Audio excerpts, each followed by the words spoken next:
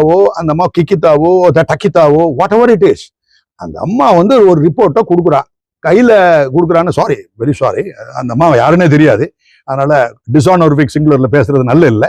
அந்த அம்மா கொடுக்குறாங்கன்னு சொல்லிக்க, சில பேர் கொடுக்கலன்னு சொல்றாங்க. மொத்தத்துல தகவல் காவல் நிலையத்துக்கு போயிருக்கு. போன் தகவலை வச்சு எஃப்ஐஆர் போட முடியாது, எஃப்ஐஆர் ரெஜிஸ்டர் பண்ண முடியாது.